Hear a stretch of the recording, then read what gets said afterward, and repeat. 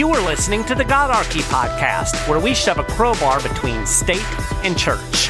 This is the spot where Christian faith intersects with libertarian anarchism and voluntaryism. I'm your host, Mike Meharry. In this episode, I'm going to be talking about socialist myths. Greetings, everybody. Thank you for tuning in to another episode of the GodArchy podcast. As always, I do appreciate the fact that you've taken a little bit of time out of your day to listen to the show. This episode has been brewing in my mind for quite a while.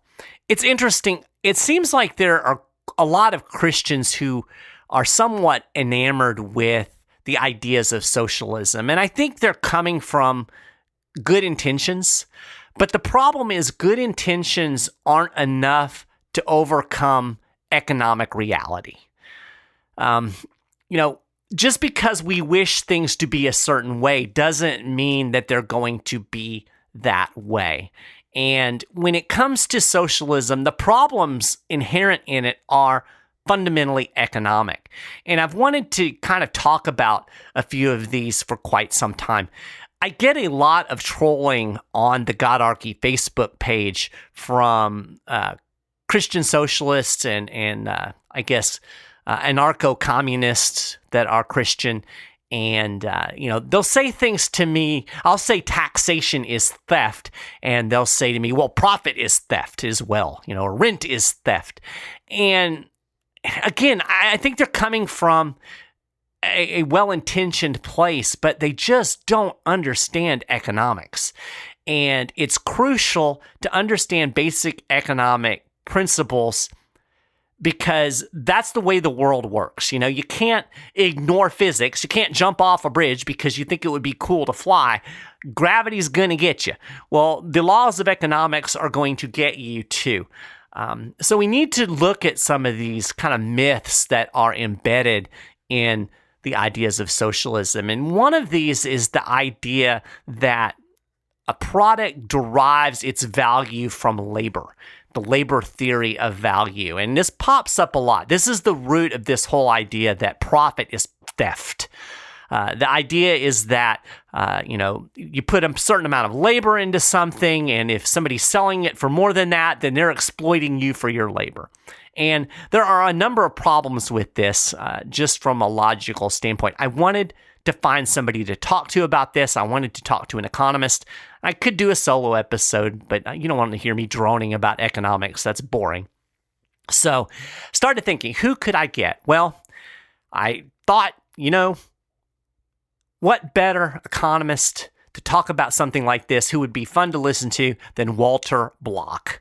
So I got Walter Block to come on the show and talk a little bit about some of these myths of socialism. Now, if you aren't familiar with Walter Block, you should be, because Walter Block is a brilliant, important figure in the world of libertarianism. And just a fantastic person. I've actually had the opportunity to have lunch with him, talk to him in person. He is a lot of fun, and you'll see that in this episode. We banter a little bit, and it's kind of amusing. Walter Block is the Harold E. Wirth Eminent Scholar Chair in Economics in the College of Business at Loyola University in New Orleans. He's also an adjunct scholar at the Mises Institute and the Hoover Institute. He's taught at a number of other universities along the way. He has his PhD in economics from Columbia University, graduated in 1972. He's written over 24 books. This guy is an amazing machine of output. Over 24 books, probably most famously Defending the Undefendable, which was published back in 1976. We're actually going to touch on Defending the Undefendable in this episode as well. But he has a whole list of books to his credit. He's also contributed to over 600 articles and reviews to scholarly refereed journals and law reviews. And if you're not in the world of academia, that may not seem like a lot. Believe me, 600 published articles in peer-reviewed journals is a lot. It's a massive amount of output. And one of the things that he does that's really cool is he's actually co-authored many articles with students to help them kind of get their first publication. Block is a fantastic teacher, and this comes through in this interview. He really knows how to explain what can be mundane and dry economic principles in a way that's really interesting and enjoyable. So we're going to bring Walter on now and talk about some of the myths of socialism. All right, Walter Block, thank you so much for being on the GodArchy podcast. How are you this lovely afternoon? I'm well, and it's good to be with you. Thanks for having me. Well, I appreciate it. I needed an economist for this show. I was thinking about doing it myself, but some things you shouldn't do yourself. Like I don't work on my own car, and I know a little bit of economics, but I thought it would be better to bring in the experts. So that's why you're here today. Well, I hope I can live up to that. I'll try my best. I'm sure you will. What I really kind of wanted to talk about, so this audience is primarily a Christian audience, and it seems like there's a lot of folks that are enamored with socialism and Marxism in the Christian world. I'm not sure exactly why that is. I think in some ways it's feelings and whatnot. But I wanted to touch on some of the myths that pop up, and I get a lot of I don't know if it's trolling or sincere desire for discourse, but folks that want to kind of come at me on certain things. And one of the things is I'll often say taxation is theft. And the response that I'll get back is, well, wages are theft or profit is theft. And what do you think about that when somebody says that profit is theft? Well, I think that that's highly problematic. I mean, it could be, conceivably, you could make profits stealing. For example, I'm now going to hold you up. I've got a gun here, and I demand that you give me your wallet, otherwise I'll shoot you. And you got $50 in your wallet, and I just made a profit. That's true. You vastly overestimate what's in my wallet, but okay, $20. There you go. I made a $20 profit. Right. By the way, you also made a profit because you valued your life more than the $20. So we both gained. Even though it was not well, that's one way of looking at it. Another way of looking at it is if I never appeared in your life, you'd be better off. So you lost. That's true. But I gained. I made a profit because I valued the chance of me being caught are low, and otherwise I wouldn't have done it. And I succeeded. I got you $20. Ha. Okay, but that's unusual. Right. Let's take an ordinary case. I see you have a nice red T-shirt. I do. Tampa Bay Buccaneers. Yes, good. And you bought that shirt for the $20 you had in your wallet. Right. And I deduce from that you value that shirt at the time you bought it at more than 20. Not 20, because you're a lazy person, and why should you expend energy in buying a shirt for 20 if it costs you 20 and there's nothing in it for you, no gain for you? Right. Every human action, Mises tells us, is an attempt to improve our situation. So you thought when you bought that shirt that you could improve your situation, and let's say you valued the shirt at 25 when you bought it, so you made a $5 profit, you dirty rat, you horrible person. And on the other hand, the guy who sold you that shirt probably had a million of them and was dying to get rid of them. Right. And he probably valued them at $1 each, so he made a $19 profit off of you. Now, the way our friends on the left would describe this is that you each exploited the other. Right. He exploited you to the tune of 19, and you exploited him to the tune of 5. But that's ridiculous. Right. Father, you each made a profit ex ante. Now, ex post, after the fact, one or the other of you might have changed your mind. He might have decided, well, there was gold in them our shirts, and he regrets selling it you for the cheap, lousy price of 20. It's worth 1,000, and the shirt starts fraying, so you wish you hadn't bought it, say. So ex post, usually people make profit.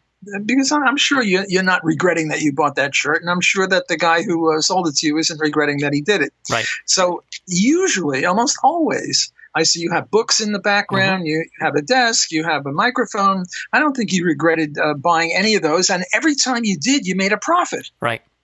And I don't think that the guys who sold you that really regretted it. So their ex post, there was also a profit. But that's only an empirical claim. The praxeological claim, the necessary claim, the claim which to deny would be a self-contradiction, is that when you bought it, you didn't value it. Right. Now, it's possible that the reason you bought it is you didn't really like the shirt, but you felt sorry for the guy selling them. No. Right? And you shut up. sorry. Give me more rope. You took pity on the guy. You only valued the shirt at 19, but you valued helping him and being nice to him at an extra $5. So you made profit. You made a loss on the shirt, but you made a profit more than the loss on helping him. Right. So again, necessarily you made a profit. Now, if you think that this is theft, I mean, I don't know what universe you're in. This is not theft. Whereas taxes, I mean, if you don't pay your taxes, well, look, if you don't pay your taxes, there's a big velvet glove. They're not going to come at you with a gun right away. They're going to write you a nice letter. Hey, did you forget? We really need the money. Public goods, yak, schools, roads, whatever. And then they'll even send you another letter. Hey, we really need the money. and then finally, there's going to be a guy in a blue uniform with a badge and a gun, and he's going to say, come with me. You didn't pay your taxes. Right. And if you resist, he's going to plug you. So how you can call that voluntary is beyond me. Now, what they'll say sometimes is, well, it's like club dues. Right. You join the golf club, you join the tennis club, you got to pay your dues. So shut up and pay your dues. I don't want to be in this club. That's the point. That's precisely the point. You might want to, but you never signed any agreement to be in that club. Correct. I don't want to, but just to be clear. Okay, fine. Well, you and me both. But there are people who want to. Sure. But with the golf club and the tennis club and the other clubs, the chess club that you joined, right, you had to get off your hind legs and put your money on the barrelhead. Otherwise, they wouldn't let you join. So that's voluntary. Right. Whereas when I held you up for your $20, that was like taxes. It was exactly like taxes. I was thinking that when you were saying it. Right.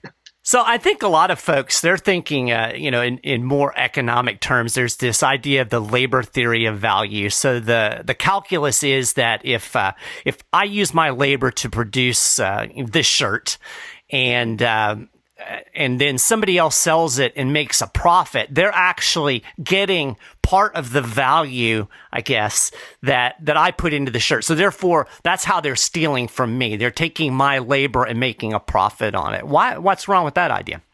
Well, that's based on the labor theory of value. Right. And incidentally, Adam Smith believed in the labor theory of value, but he deduced erroneously from that, namely that we should have free enterprise. If the labor theory of value is correct, then Marx would be correct. Marx also had the labor theory of value, and he deduced from it correctly, namely that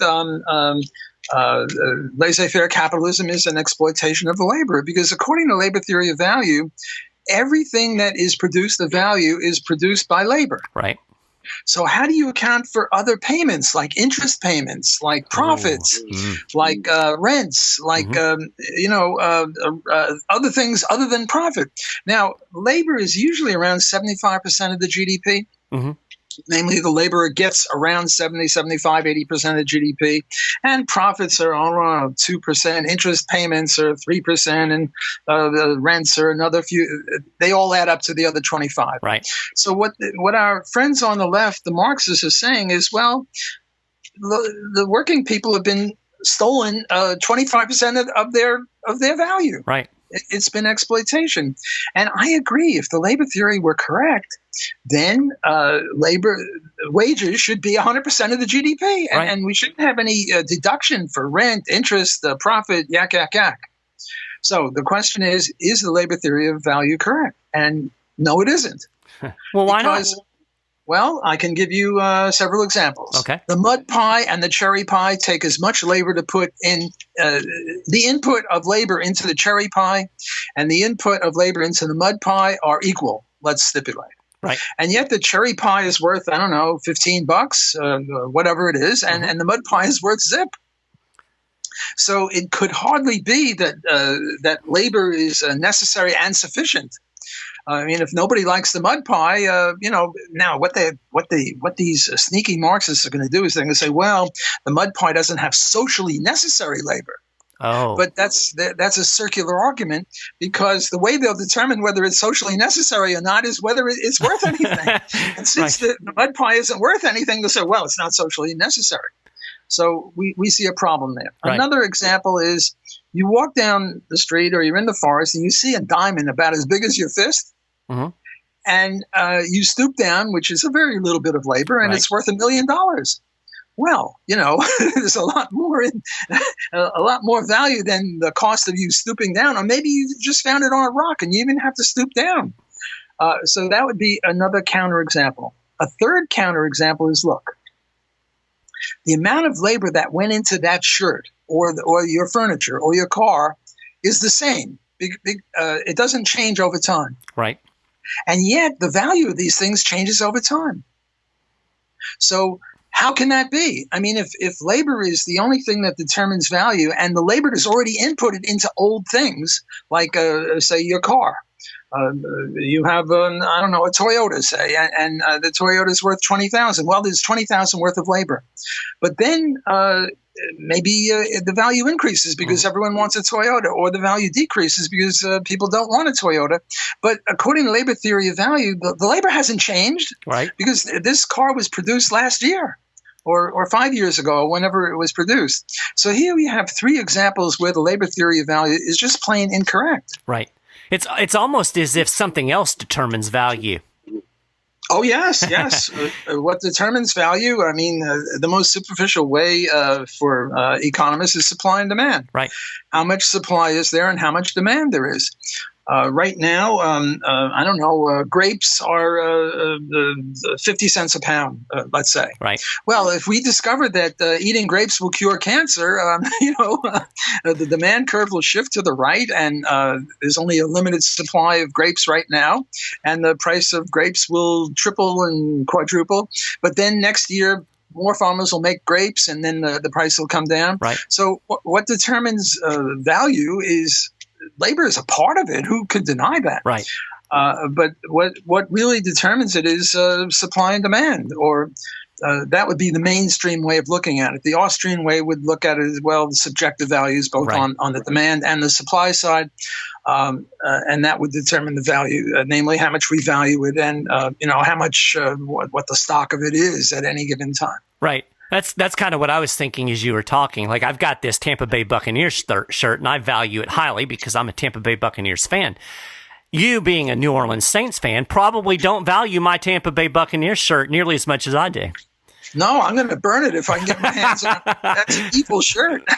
You're an abomination for wearing that shirt. Well, I'm not sorry. I don't apologize for that. Oh, you're a rotten kid. Well, you've got Jameis Winston. I don't want to get too far into football, but maybe you can have a reclamation project and project there and shove that back in our face. But I suspect he's going to throw a bunch of interceptions for you. So, I wanted to mention socialism because there are a lot of Christian socialists. Or not a lot, but there are some Christians who are socialists. Certainly. And there are really two definitions of socialism. Mm-hmm. One definition of socialism, libertarians such as you and I can support, namely, from each according to his ability, to each according to his ability, to each according to his need. Mm-hmm. Well, I have a family. When my daughter was 3 years old, she ate and had toys in accordance, not with her ability to earn income, right, which was very minimal, but in accordance with her need, as determined by my wife, right, the boss of the family. Yes. And most families are like that. And then you have the kibbutz and the condo, right, and all sorts of Christian voluntary associations. Sure. They believe that people should work in and produce in accordance to their ability, and then they should eat or have toys or whatever it is in accordance to their need. Mm-hmm. So you might get a very poor person or an elderly person or a sick person who produces very little and yet it has more than everyone else because they need medical services. Right. And then you might have people like you and I who are in the prime of their lives and are producing well, and we're also given an average amount of stuff, or maybe even less, because we don't need that much. Right. Now, as long as this is voluntary, this is unexceptionable, and not only Christians but Jews, anyone, right, atheists can be socialists in that sense. Mm-hmm. So that's the good sense of socialism. Right. But then there's the Bernie Sanders sense of socialism. Mm-hmm. This is very different. This is government owns all the means of production. They own the factories, they own the roads, they own the cars, Right. they own, I don't know, the labor, the knitting mills, they own the grocery stores, they own everything. Except for, we can have our own underwear. A toothbrush. And we can have our own toothbrush. They're rabid. They're not radical. You can have your toothbrush. You can have your underwear. Maybe you can have a favorite. I think I see right behind you. There's a statue of what's his name, the guy with the mustache and the little beard right behind you, and that's your personal thing. Oh, and then you have. You can have things like that. Right. You can have your own chair. We're not crazy. That's and nice. Maybe even a bicycle. But that's about it. You can't have any means of production. And, well, there's a lot of problems with that. One problem is, it's a violation of rights. Right. So from a deontological point of view, you produced your grocery store and now they'll take it away from you. We're talking Cuba or the Soviet Union kind of economy, or North Korea. So from a deontological point of view, it's just a rights violation. Mm-hmm. But then from an economic point of view, it's very, very bad. We had almost controlled experiments between East Germany and West Germany, between North and South Korea. They were the same people, the same culture, the same IQ, the same language, the same everything. Germany, that is the same language. East and West Germany had the same language, and North and South Korea had the same language. Right. Korean is different than German. And due to an accident of war, one of them went socialist, and the other didn't really go laissez-faire capitalist, but, closer-ish. Right. And guess what happened? People were voting with their feet. They were trying to get out of North Korea and into South Korea. They were trying to get out of East Germany and into West Germany because it was just a debacle, the economy. And Mises and Hayek have shown very clearly why it is, because central planning is irrational planning. Right. We have no price system. During the Soviet Union from 1917 to 1922, they had the pure Sovietism, and they didn't use prices. And prices are to the economy as street signs are to the urban geography. Right. Without them, you're sort of lost. And it was so bad that in 1922 they had to institute the NEP, the New Economic Plan, and now finally they took advantage of prices, not their own prices, because they had no buying and selling of production goods, but they would look at the Chicago Mercantile Exchange prices, they would look at the Sears Roebuck catalog, right. And they would say, see, before, look, what do you call it? What's that metal that's very, very, very, very expensive? Platinum. Platinum will make better railroad lines than steel. So should we waste platinum on made railroad? Yeah, sure, because it's better than steel. That's during the first pure socialism. Right. But then when they realized that the platinum costs 10 times the amount of steel, and therefore we have to reserve platinum for areas where much more important than steel and miles of steel, well, then we no longer did that. Right. So this is one of the reasons that Mises points out that without prices that reflect costs and values, we're at sea without a rudder. We can't rationally plan. We're going to use platinum for railroad ties, or then there's the question: we want to build a railroad. Should we go around the mountain or through the mountain? Right. Well, through the mountain costs more now, but it'll save miles and miles for years and years. Mm-hmm. On the other hand, if we go around the mountain, it's cheaper now. Well, how do you determine that? Right. Well, you need an interest rate. Well, then there ain't no interest rates in the Soviet Union, so we can't know. So now Bernie Sanders says, well, what he means by socialism is Sweden and right. Norway and Denmark and Finland. One of my publications is a rating of the economic freedom of all countries. Mm-hmm. And guess what? The Scandinavian countries are in the top decile of economic freedom. I'm not surprised.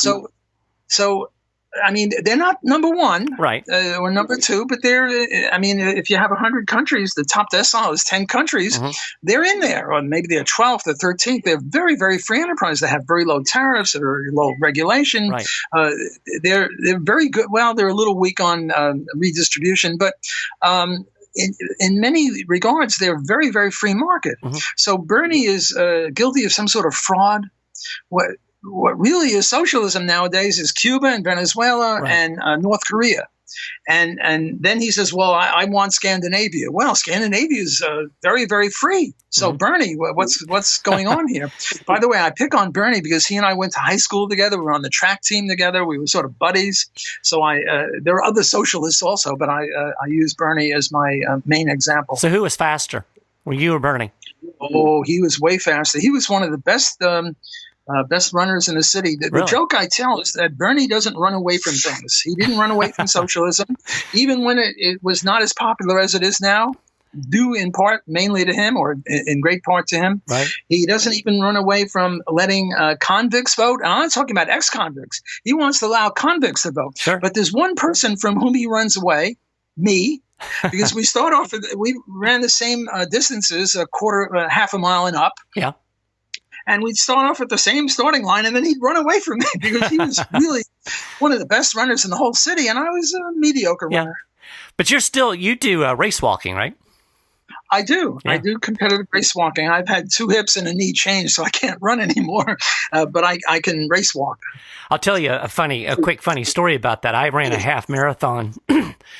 Gosh, it's been probably 5 or 10 years ago. And there were a number of race walkers that were in that half marathon. And about, of course, that's 3 miles or whatever. About mile 11, one of those race walkers went right past me.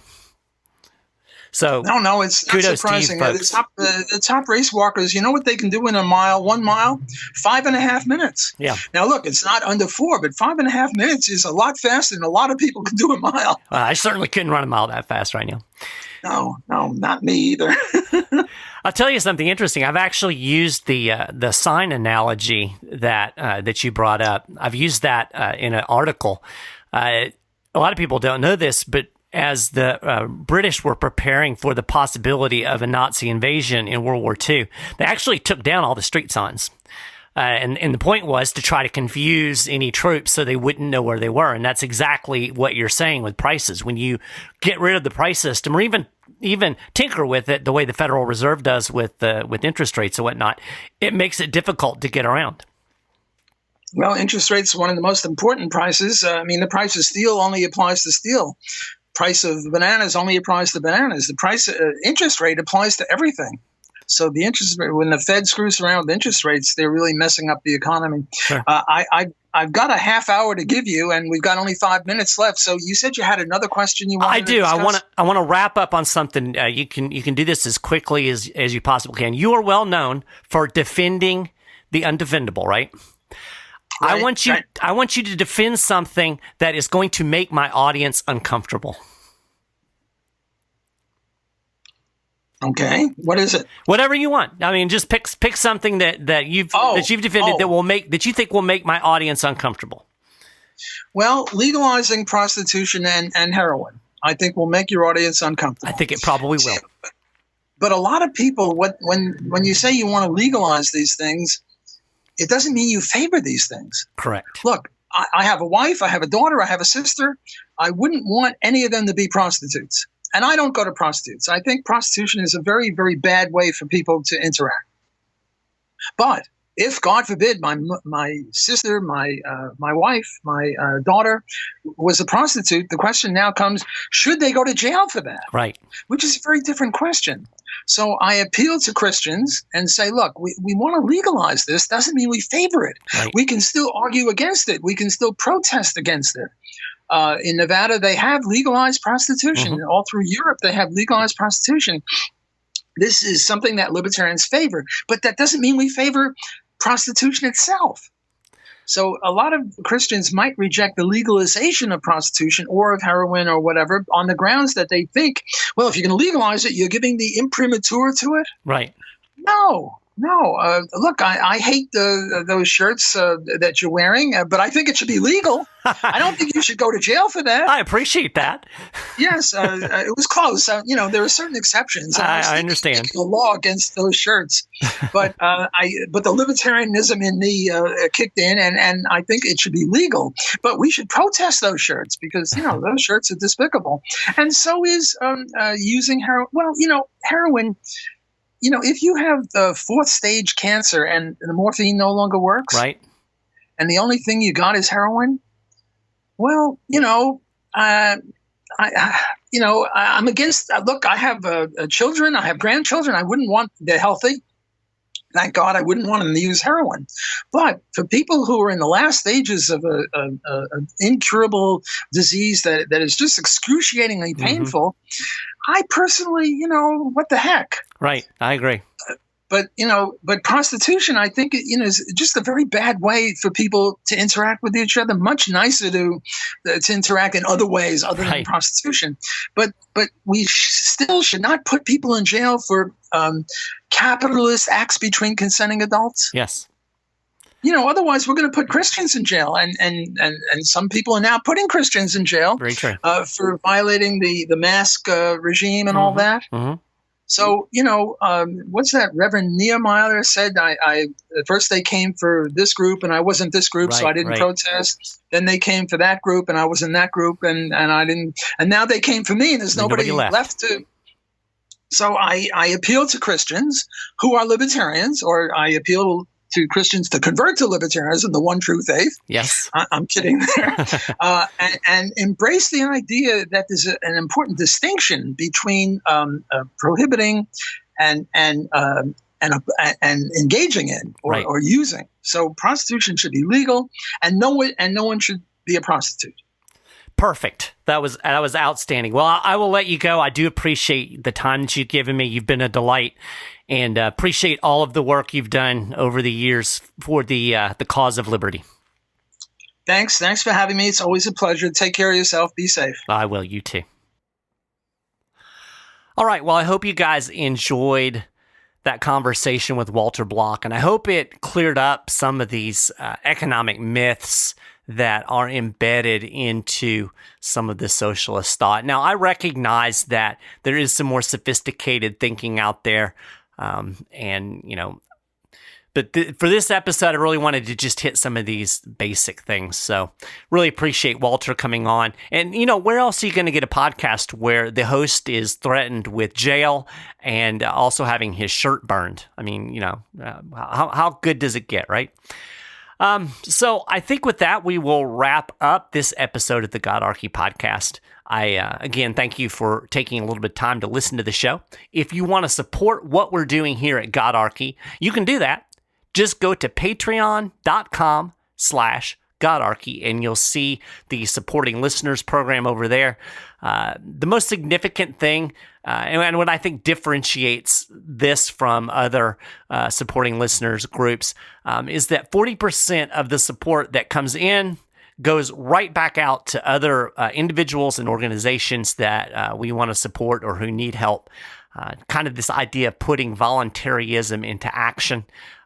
Doing what we can to reach out and help others, kind of spreading the wealth, so to speak. We do have a Facebook group where we chit-chat, and supporting listeners can be over there. And I'm trying to figure out some other things that I can do to the benefit of my supporters, because I do very much appreciate each one of them. If you don't want to do the Patreon thing, you can donate directly to GodArchy through a PayPal link. You'll find that over on GodArchy.org, the website. And of course, always encourage you to check out what's going on over there at the website. Lots of articles. And exciting news, I have begun the outlining process of the GodArchy book. In fact, I have it completely outlined, which was the huge first step that was hanging me up. So I'm hoping within the next, I don't want to put a time on it.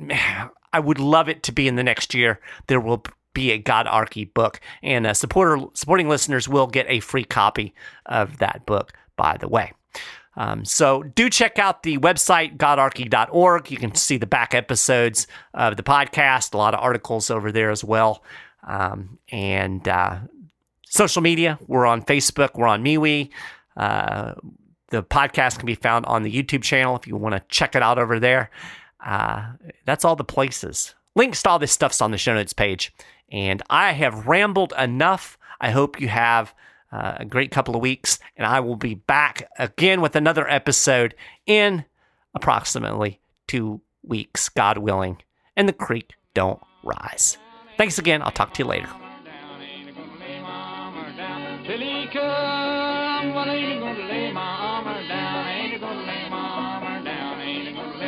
Oh, you ready for me? Excuse me. You have been listening to the GodArchy podcast in the name of the Father and the Son and the Holy Spirit with Mike Meharry. GodArchy is an oh my goodness production. You can find us on the World Wide Web at GodArchy.org, on the Facebook at GodArchy.org, and on the Twitter at GodArchy. If you want to get in touch, email us at info@GodArchy.org, but no stupid questions, please. And you can support the show at patreon.com. Get in that pocketbook and get some money out. This ain't cheap to do. Thank you for listening. Thank you. And God bless you all. In the name of the Father, and the Son, and the Holy Spirit.